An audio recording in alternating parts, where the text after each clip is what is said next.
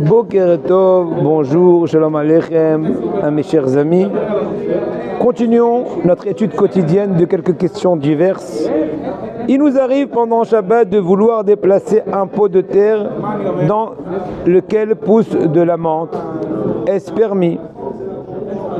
Réponse, chers amis. Nombreux sont les avis divergents à ce sujet. Nous ne parlons pas ici que des pots qui ne sont pas perforés à leur base et qui sont donc entièrement indépendants de la terre.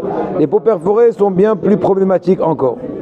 Si le pot est grand, je reprends. Si le pot est grand et que vous ne prenez grand et que vous en prenez grand soin, que vous faites attention de ne pas le déplacer habituellement de peur qu'il ne s'abîme, alors selon tous les avis, il est Mouktsé, Hezron Kis. Mouktsé Mahmad Hezron Kis veut dire une chose qui est en dehors de ta conscience de le transporter pendant Shabbat, vu son importance monétaire. Donc automatiquement on ne peut pas la bouger dans aucun cas de figure. Il est donc interdit de dépasser de manière normale. Par ailleurs, si dans ce pot se trouve une pousse souple et fragile de plus de 24 cm arbuste, ce sera également interdit, vu que tu es en train de transporter un arbuste. Dans les autres cas, les décisionnaires sont partagés, mais l'avis le plus recommandable est de ne pas déplacer de tels pots pendant Shabbat pour être certain de ne pas transgresser aucun interdit. Encore une fois, sans parler des pots qui ont un trou et que c'est possible que là tu es en train de changer le degré de succion. Ça s'appelle Kotser aux oreilles.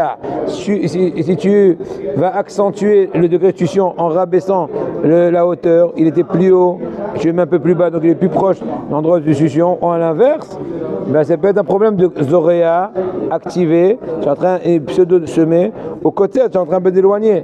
Encore une fois, il y a des conditions différentes. Est-ce que le sol est dallé ou pas, il y a des dalles ou pas, mais bon. Maintenant, quelques minutes, voilà, pour l'instant on a dit un peu le principe. Quelques minutes après être sorti des toilettes et je me rends compte que j'ai oublié de faire la bracha de Asher Yatzar. Puis-je faire ou c'est trop tard? Puis-je la faire ou c'est trop tard? Quel est le délai de temps qu'on peut faire Asher Yatzar? Il y a de différents avis à ce sujet. Retenez que le plus contraignant exige de faire Asher Yatzar au maximum 30 minutes après être sorti des toilettes. Pour d'autres décisionnaires, en fait pas sortis des toilettes, et je précise avoir fini ses besoins. Parce qu'il y en a qui s'éternisent, qui s'endorment là-bas. Il peut finir ses besoins et dormir là-bas à 10 heures. Pas 10 heures, excusez-moi. 10 minutes. Ou jouer Game Boy, je n'ai pas dit que je recommande ça. Ou s'endormir sur un article, c'est dommage. Mais bon, là il n'aura que 20 minutes, il sera sorti.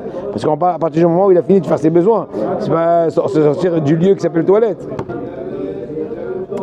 Et donc, pour deux décisionnaires, ce sont 72 minutes.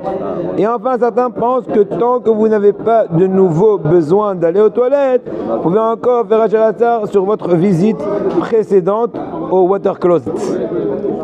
Pour éviter tout cela, prenez sur vous de ne faire en sortant des toilettes avant de ne rien faire en sortant des toilettes avant de vous être lavé les mains et acquitté de Asher Yatzar.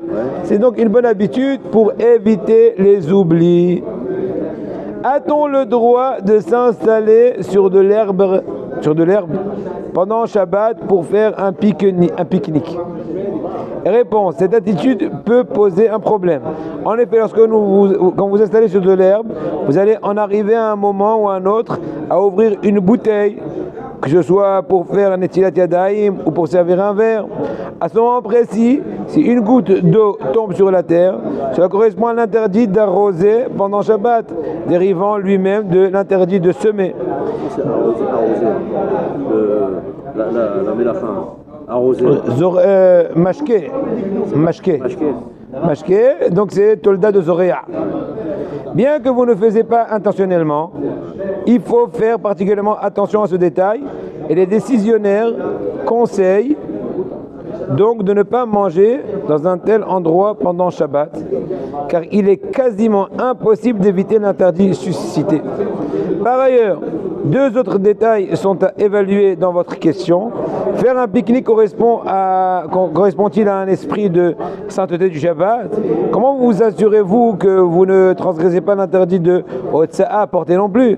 Donc avant de poser des questions comment se poser dans le pique-nique, est-ce que c'est bien de faire un pique-nique, et comment on arrive au pique-nique. Bonne journée.